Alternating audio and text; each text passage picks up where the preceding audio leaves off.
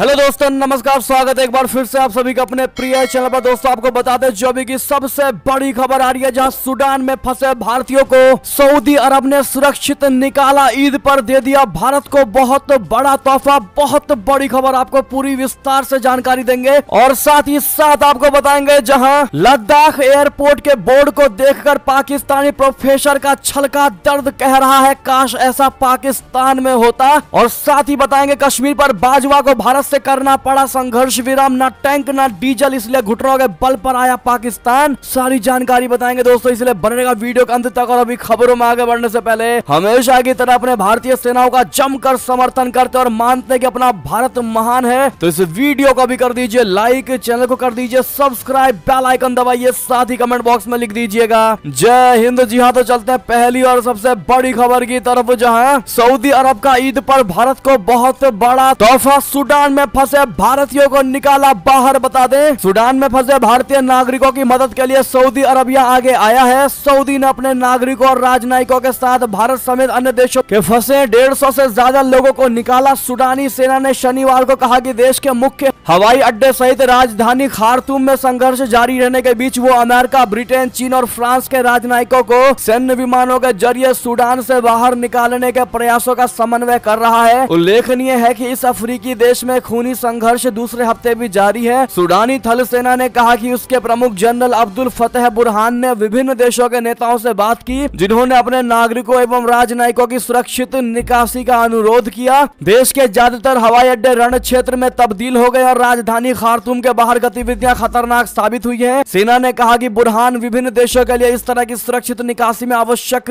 मदद करने को सहमत हुए हैं। जी हाँ, यानी कि सऊदी अरबिया ने दिखा दिया है कि वो भारत का बेहतर दोस्त, और उसने ईद पर बहुत बड़ा और बेहतर तोहफा दिया है। बता दें कि अभी भी बहुत सी संख्या में हमारे भारतीय सूडान में फंसे हुए हैं, उनको भी धीरे धीरे निकाल लिया जाएगा। लेकिन पहला कदम सऊदी ने जो उठाया उसके लिए सऊदी अरबिया को थैंक यू कहना तो आपका बनता ही है। और साथ ही साथ वीडियो को जितना ज्यादा उसके शेयर कर दीजिएगा। हमेशा की तरह व्हाट्सएप, फेसबुक पर चलते हैं और खबर की तरफ, जहां काश ऐसा पाकिस्तान में होता। जी हां, लद्दाख एयरपोर्ट के बोर्ड को देखकर प्रोफेसर का छलका दर्द। बता दें, भारत के डेवलपमेंट को देखकर आए दिन पाकिस्तानियों के जलने की खबर आती रहती है, लेकिन अब एक पाकिस्तानी प्रोफेसर MS रजा ने लद्दाख एयरपोर्ट पर लगे साइन बोर्ड को लेकर शहबाज शरीफ सरकार पर निशाना साधा है। उन्होंने एक तस्वीर को ट्वीट करके लिखा है कि यह लद्दाख का लेह एयरपोर्ट है। उन्होंने आगे बताया कि लेह एयरपोर्ट पर लग रहे साइन बोर्ड पर स्थानीय भाषा में भी जानकारियां दी गई है। पाकिस्तान में इस तरह की जानकारी वहां की स्थानीय भाषा में नहीं दी जाती है। उन्होंने इस साइन बोर्ड को पाकिस्तान के क्षेत्रीय अलगाववाद से जोड़ा। Raza national equality party Gilgit Baltistan एवं लद्दाख के चेयरमैन हैं। प्रोफेसर MS रजा ने ट्वीट में लिखा है कि यह लद्दाख का लेह एयरपोर्ट। क्या आप जानते हैं इस तस्वीर में क्या है खास? स्थानीय भाषा। इस हवाई अड्डे के बोर्ड के ऊपर लद्दाख की स्थानीय भाषा लिखी हुई है। पहचान और मान्यता का यही अर्थ है। हमें गिलगित बाल्टिस्तान या पाकिस्तान अधिकृत कश्मीर में कहीं भी किसी भी बोर्ड पर एक भी शब्द नहीं लिखा हुआ मिला। गिलगित बाल्टिस्तान और पाकिस्तान अधिकृत कश्मीर में हमारी पहचान, संस्कृति और मान्यता से जुड़ी हर चीज नष्ट हो रही है और पंजाबी पहचान और संस्कृति हावी हो रही है। मियां मोहम्मद बख्श मीरपुर के एक प्रसिद्ध कवि हैं। उन्होंने डोगरी भाषा में अपनी अद्भुत काव्य पुस्तक सैफुल मलुक लिखी, लेकिन पाकिस्तानी मियां मोहम्मद बख्श और उनके काम को पंजाबी कविता और पंजाब के कवि के रूप में पेश करते हैं। जम्मू कश्मीर के लोगों के प्रति भारतीय और पाकिस्तानी दृष्टिकोण के बीच अंतर को नजरअंदाज नहीं किया जा सकता है। पाकिस्तान हमेशा हमारी पहचान और संस्कृति को नष्ट करने में लगा रहता है, जबकि भारत हमारे अस्तित्व, हमारी संस्कृति और हमारी पहचान की रक्षा करता और इसे बढ़ावा देता है। ऐसे में आज जो पाकिस्तान की स्थिति है, वैसे में अब हर एक पाकिस्तानी भारत की तरफ देख करके कह रहा है कि हमने बंटवारा क्यों किया, हमने पाकिस्तान को क्यों चुना बंटवारे के समय। काश हमारे दादा ने पाकिस्तान ना चुना होता तो आज हम भी प्रोग्रेसिव भारत में होते। ऐसी ऐसी बातें निकलकर सामने आ रही हैं। इस पर आपकी अब जो भी निजी राय हो दोस्तों कमेंट में लिखकर अवश्य बताइएगा, क्योंकि आज भारत को इतना बेहतर बनाने में भारतीय लोगों का और भारत के करंट के सरकार का सबसे बड़ा योगदान होता नजर आ रहा है। ऐसे में आप लोग दोस्तों इसका श्रेय सबसे ज्यादा किसको देना चाहेंगे कमेंट में लिखकर जरूर बताइएगा। देखते हैं क्या कहते हैं भारत की जनता। साथ ही साथ एक और खबर बता दें, जहां अफगानिस्तान में भारतीय दूतावास की सुरक्षा की कमान संभाल संभालेगी आईटीबीपी महिला कमांडो, दी गई खास ट्रेनिंग। बता दें भारत तिब्बत सीमा पुलिस बल की महिला कमांडो अब अफगानिस्तान के काबुल में भारतीय दूतावास की सुरक्षा की कमान संभालेगी। इन महिला कमांडो को पंचकूला के भानु स्थित आईटीबीपी के प्रशिक्षण केंद्र में खास ट्रेनिंग दी गई है। 19 महिला कमांडो को खास तरीके का प्रशिक्षण दिया गया है। 6 हफ्ते की ट्रेनिंग के बाद इन महिलाओं के पास हेलीकॉप्टर से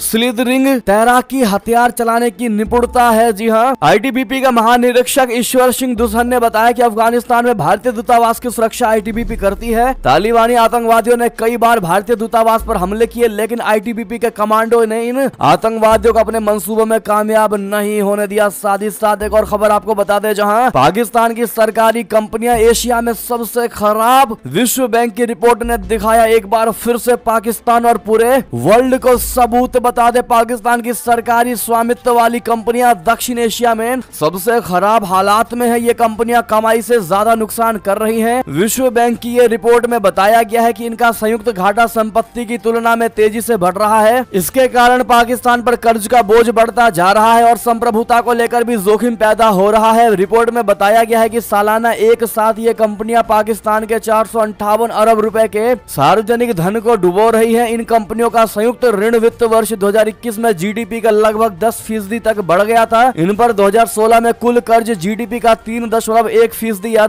1.05 लाख करोड़ था। साथ ही साथ एक और खबर बताते, जहां ना टैंक ना डीजल, इसीलिए घुटनों के बल पर आया पाकिस्तान। कश्मीर पर बाजवा को भारत से करना पड़ा संघर्ष विराम। बता दे पाकिस्तान के जर्नलिस्ट हामिद मीर का दावा है कि भारत और पाकिस्तान के बीच एलओसी पर हुए युद्ध विराम के साथ ही पूर्व सेना प्रमुख जनरल कमर जावेद बाजवा, जो अब रिटायर हो चुके हैं, उन्होंने कश्मीर पर पर्दे के पीछे एक डील की थी। हामिद मीर ने कुछ महीने पहले यहां तक कहा था कि कश्मीर मसले को सुलझाने के लिए बाजवा ने पर्दे के पीछे कूटनीतिक प्रयास किए हैं, लेकिन उनके प्रयास पूरी तरह से विफल साबित हुए हैं। मीर का एक वीडियो वायरल हो रहा है और उसमें उन्होंने कई हैरान करने वाली बातें कही हैं। उनका कहना है कि बाजवा ने यह मान लिया था कि पाकिस्तान आर्मी इतनी ताकतवर नहीं है कि वो भारत के खिलाफ लड़ सके। मीर पाकिस्तान के मशहूर जर्नलिस्ट है और भारत पाकिस्तान रिश्तों पर उनकी राय पड़ोसी मुल्क में काफी ज्यादा मायने रखती है। बता दें हामिद मीर को ये कहते हुए सुना जा सकता है कि जनरल बाजवा ने 25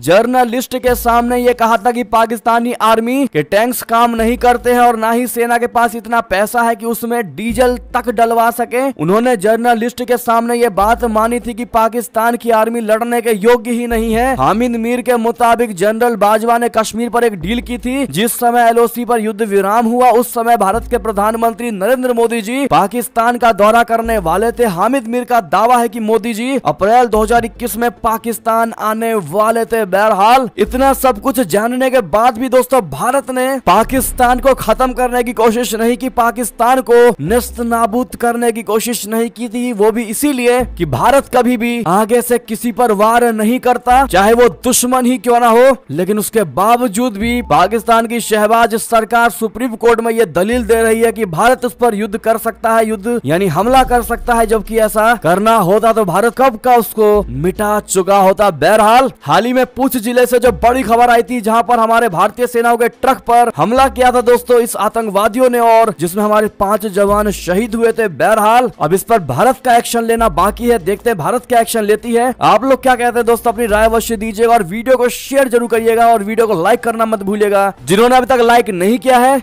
साथ ही साथ एक और खबर आपको बता दें, जहां संघ प्रमुख मोहन भागवत ने कहा कि विश्व में सिर्फ भारत ने श्रीलंका की मदद की है। रशिया यूक्रेन युद्ध पर भी दिया बयान। बता दें संघ प्रमुख मोहन भागवत ने रविवार को एक जनसभा को संबोधित करते हुए कहा कि वैश्विक स्तर पर हम धर्म के लिए आगे बढ़ रहे हैं। दूसरे देश बड़े होकर सिर्फ दूसरों पर डंडा चलाते हैं। पहले रशिया चलाता था, फिर अमेरिका का वर्चस्व बढ़ा, फिर अमेरिका डंडा चलाने लगा, अब चीन आया है और ऐसा लगता है कि अब वो अमेरिका को पछाड़ देगा। मोहन भागवत ने कहा कि यूक्रेन को मोहरा बनाकर अमेरिका और रशिया लड़ रहे हैं। दोनों भारत को कहते हैं कि हमारे तरफ आओ, हमारा पक्ष लो, लेकिन भारत रशिया अमेरिका से कहता है कि आप भी हमारे दोस्त और आप भी हमारे दोस्त हो, और ये तीसरा जो आप दोनों के बीच दब गया वो भी हमारा दोस्त है, इसीलिए पहले मैं इसकी मदद करूंगा। भारत का कहना है कि आप दोनों में से मैं किसी का पक्ष नहीं लेता, ये लड़ाई का जमाना नहीं है, लड़ना बंद करो। श्रीलंका को लेकर उन्होंने कहा कि आज भारत धर्म के लिए आगे बढ़ रहा है। पहले श्रीलंका और चीन की दोस्ती थी, उन्होंने पाकिस्तान को दोस्त बना लिया, लेकिन हमें थोड़ा दूर रखा।